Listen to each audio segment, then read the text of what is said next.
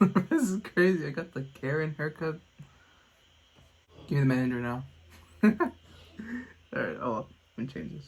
What's going on, everyone? It's your boy. I no, it's not. It's not your boy. What's going on, everyone? Season 5 of Adventure Time is now complete.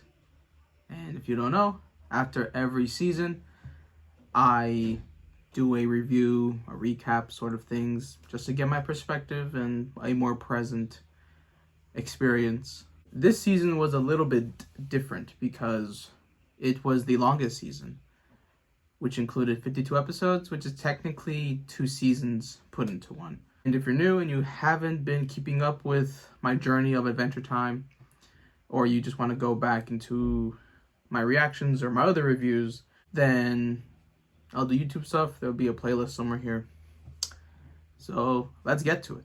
Coming off my favorite season of Adventure Time, I was curious on how the longest season of the series was going to follow the act that was season 4.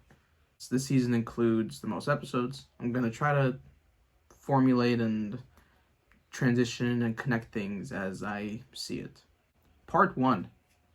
I was extremely impressed with this section's tone, as I felt the writers were going through it. So much more philosophical, complex episodes.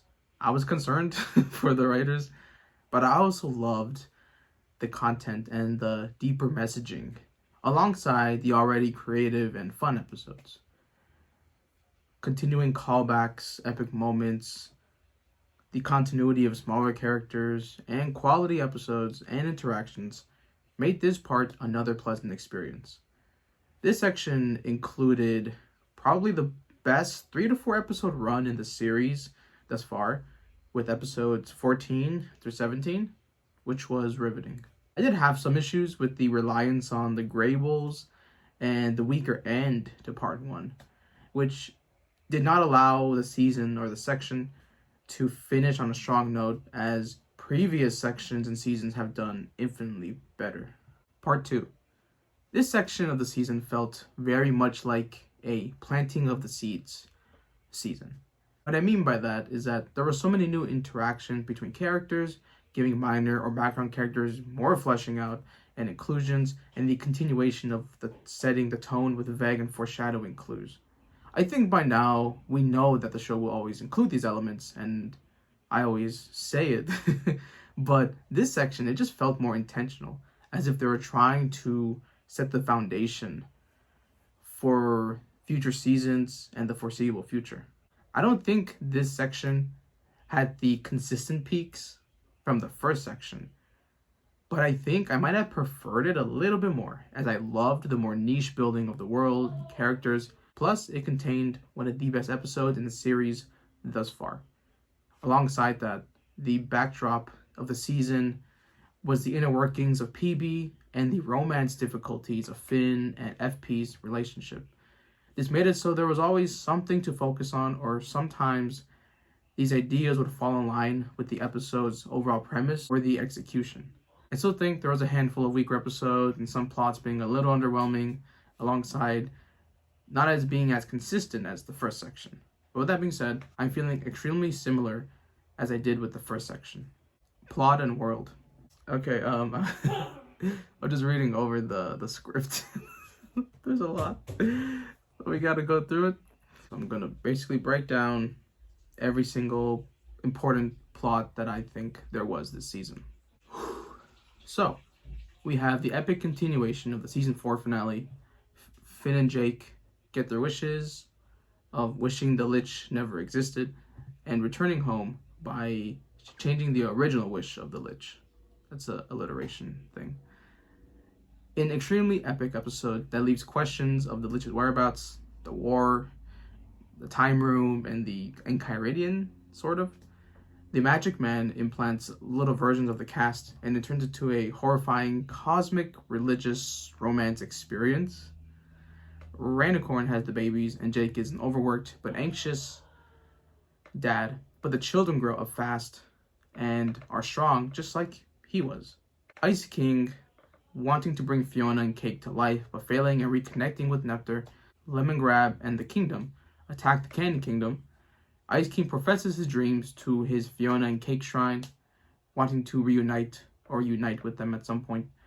Finn and PB go on an adventure date, but the two see things differently. The Goblin King comes back in a blind and matured way.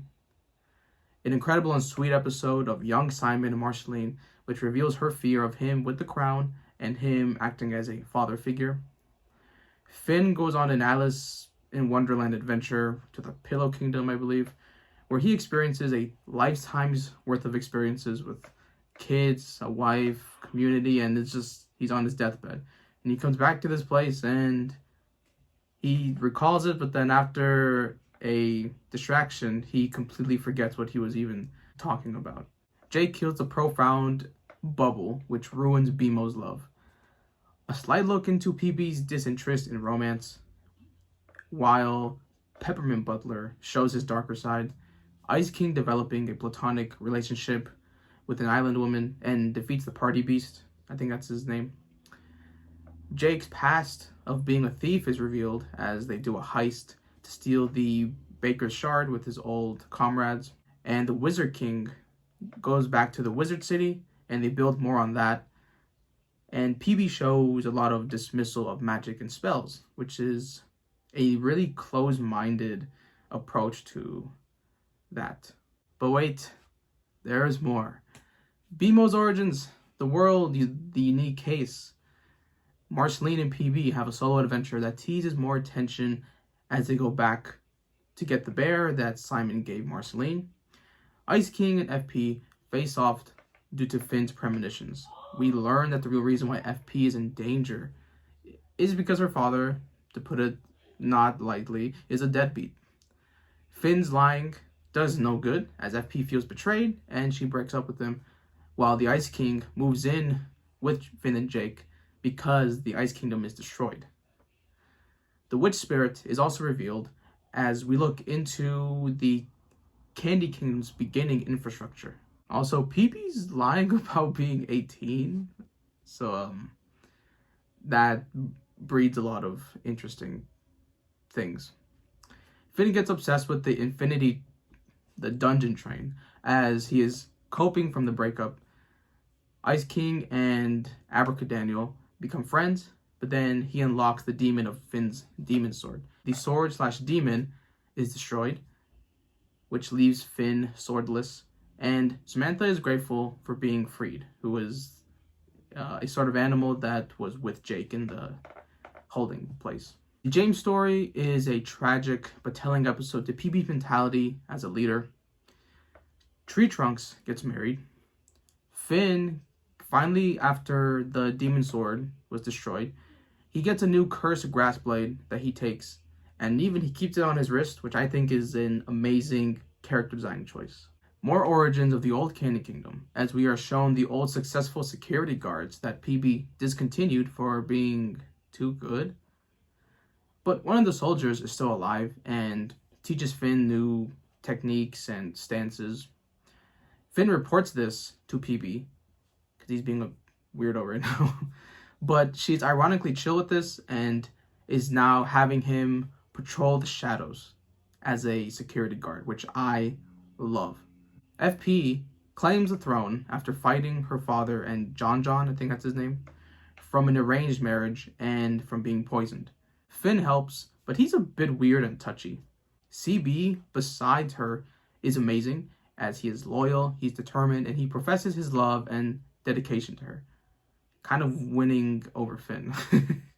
The Wizard Alliance from Season 5, Episode 26, I believe that's the first appearance, comes back and gets fooled, which takes away their powers and abilities. This affects Ice King, as the crown is gone, which means he is back to being Simon. He now remembers Betty and manages to communicate with her from the past using the doll Marceline had. But Betty enters the portal instead of those final words. Betty looks for a solution as Simon is near his death.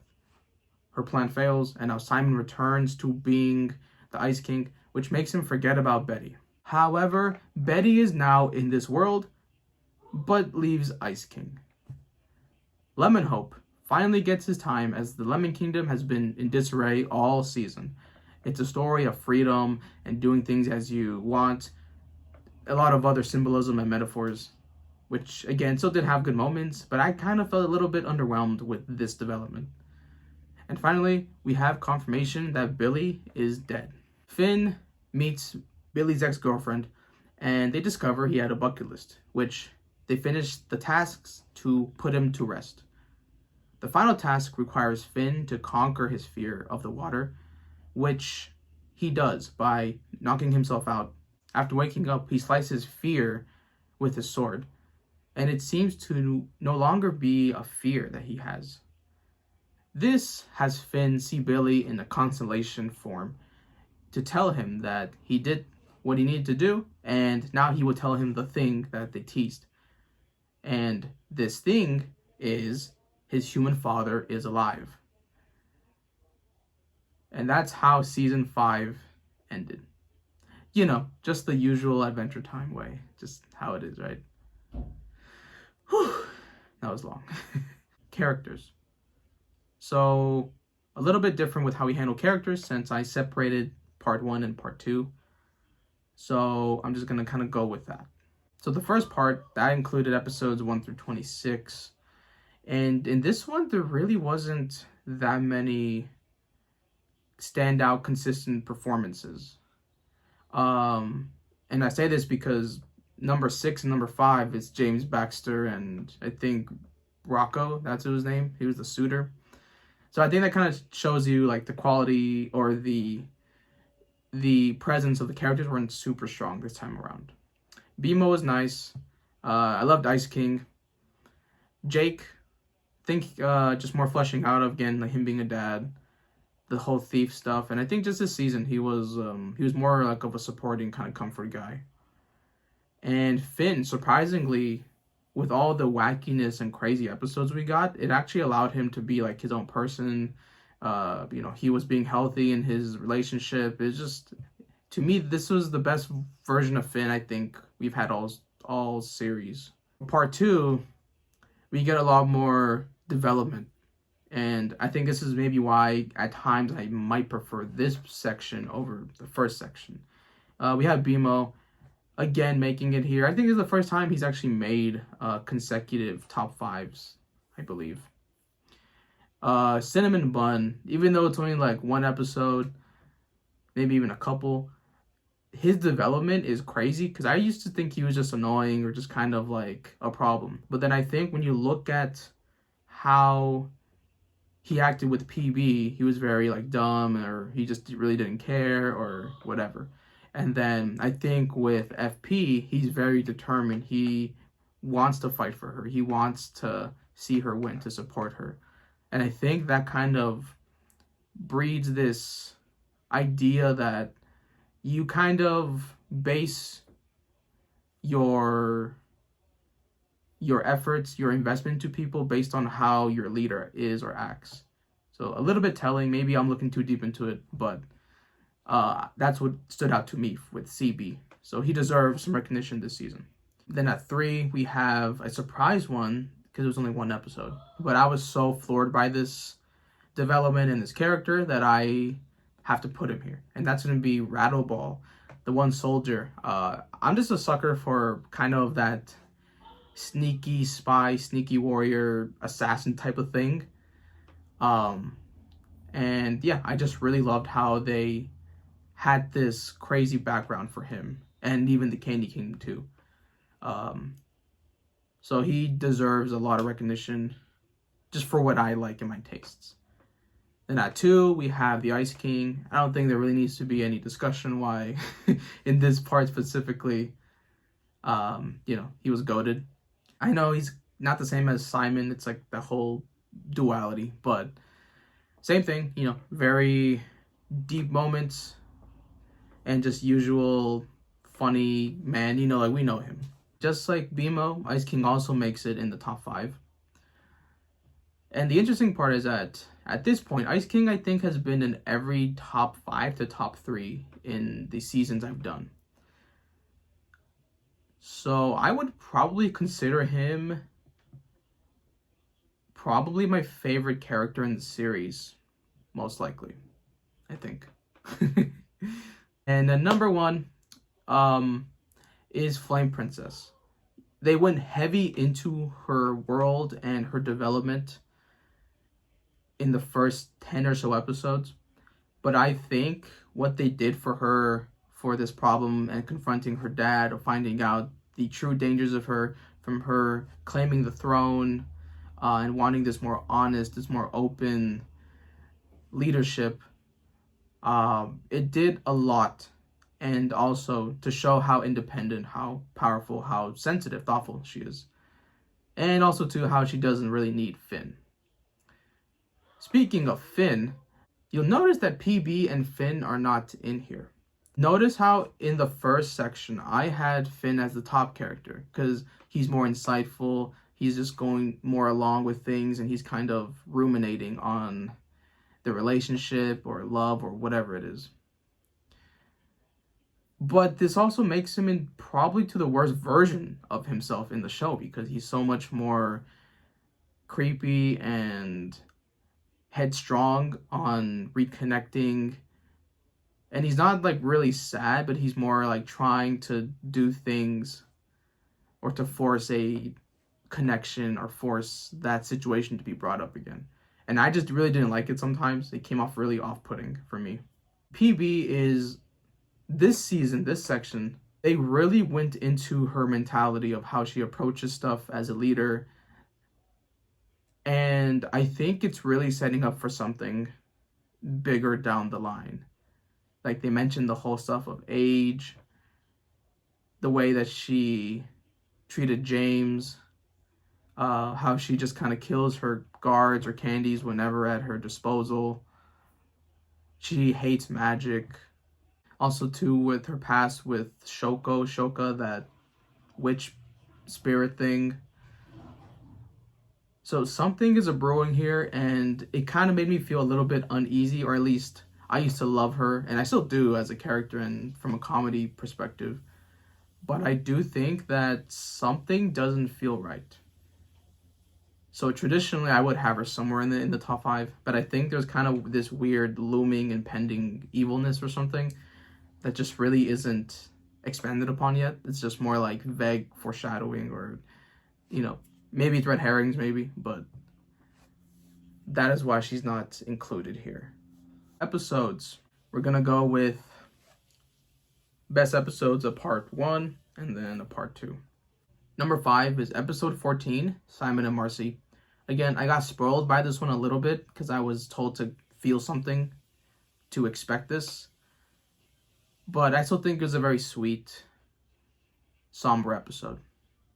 Number 4, Jake the Dog. The conclusion to the 2-part insane opening of the season. It's adventurous, it's epic. Can't really say more about that. Number 3, we have episode 15, A Glitch is a Glitch. I think this one's more a niche pick, but as someone who just really likes animation styles and textures and gradients and all these things, that episode really tapped into this more creative, more experimentalness. And it was very visually pleasing to see. Number 2 is episode 16, Puhoi. This one floored me just because of the more existential thing of having lived a life and then you just don't remember it. And it was not the episode to be more philosophical, but again, it just really harped on that entire concept. Because to transition, the number 1 episode is episode 5, All the Little People. That one was the one that actually kind of shook me in a very cosmic, weird meta way. Very creepy the way that he's putting together these relationships, and that's kind of how he is coping with his lostness of everything, even though it's just for a joke, I think. It was one of the more chilling, kind of surreal episodes, but at the same time, it was very well done. For part 2, we have episode 33, Time Sandwich. This was just a good episode of comedy. For once, I don't need this plot-heavy, this background-oriented, this overarching serialization stuff. I just need a great premise, and Time Sandwich is that. The whole bubble thing, and even how people come in together. I just think it's a very funny and awesome episode. Just creative, hilarious. It was good. Number 4, episode 46, Rattleballs. As I said, I really like Rattleball himself, so this episode was just gonna make it here regardless. Number 3, episode 34, The Vault. Yeah, they finally tackle that mysterious ghost thing that we saw at the end of one of the mystery episodes, I believe. And it's a compelling story, and we just get more reveals of PB, and really the weirdness of her lying about the age and actually being super old, and the beginnings of the Candy Kingdom. So I thought that was just a very informative loot of information. Number 2, episode 32, Earth and Water. We finally get Ice King and Fire Princess. We haven't really had any interactions with them, and for this one, for them to be fighting, and it's ice versus fire, and then from Finn having this kind of premonition thing, kind of forcing them to do that, and then at the same time twisting it to where he's actually going to be held accountable for lying, and then that breaks them up. I think in every aspect it did a fantastic job. It was drama filled, it was funny with the tapes. Now, number 1 is one of the pinnacles of my Adventure Time journey so far. I'm talking about episode 48, Betty. And this is an episode that I have ranked as a 10 out of 10. I think I've done 2 or 3 of them throughout this series. And this episode just floored me. I was blown away by the attention to detail that they went into, and also just how much of a surprise it all came to be. We just got Betty back in the fold of things. We had the slight reconnection of Marceline, and then we have this such a tragic ending where it doesn't work out, and Ice King forgets and doesn't even know Betty anymore, and then we see Betty looking at Ice King, and we know that she was fearful of him, but she leaves and departs, and now she's somewhere out there in this universe. And it just, there was this very somber feeling that I felt, and it was just brilliant. The writing, the emotion, the payoff, everything was just there at full force. And this would still be the top episode of season 5, but it's also one of the top episodes of the entire series thus far. Also, quick shout out, I love that car episode. It was so wholesome. I love those Restoration Project ones. Just wanted to say that. Final/overall impressions. Season 5 was a mixed bag, as both parts have their own charm and identity following the first true interaction with the Lich. The first part does an amazing job with the philosophical structure and ideas, as they were magnificent. It tapped into this more somber and deeper emotional state that the show nailed with its humor and obscurity. The second part seems to set the foundation of what is to come, as there was more diving into the past, a focus of specific characters like FP and PB, new and unique interaction between characters, and the continued unearthing of earlier one-off stories and ideas. This is apparent, but it does feel like this is a new era and chapter of the series, and that's what this entire season encompasses. Both parts still include some faults and weak points, especially in the last 3 episodes of part 1, the Lemon Kingdom situation and characters not really landing, and the usual weaker, less interesting, or unnecessary episodes, but it does deliver more interesting and new stories. A great way to follow season 4. I'm giving part 1 a good 8 out of 10, which is almost the same score for part 2, which I'm giving an 8 to 8.5 out of 10, which means season 5 as a whole, I'm giving a 8 out of 10. So I think now I'm at the point where I am halfway through the show. I believe there is 10 seasons of the official show. I know there's specials and other things. I think I have an idea of the way that I feel about this show thus far. I'm at the point where I think the seasons have gotten better or stayed at the expectation that I have for it. It's a show I know will have hit or miss episodic episodes of this comedy and adventure, but it'll have the continuity and callbacks for days, and those episodes or specials that will deliver and at times even over exceed expectations from a plot and rating standpoint. This show has massive potential to be special as it's hitting all the right buttons and showing many moments of brilliance and greatness. I can't wait to get into the second half of the series. Once again, I must thank everyone who has joined me on this journey. I say it after every season, but I must do it. These 4 to 6 months have been awesome, and I know we have many more to go. So, that's going to be it for me and for my 2023 of Adventure Time. I'll see you in 2024 with Season 6. See you there.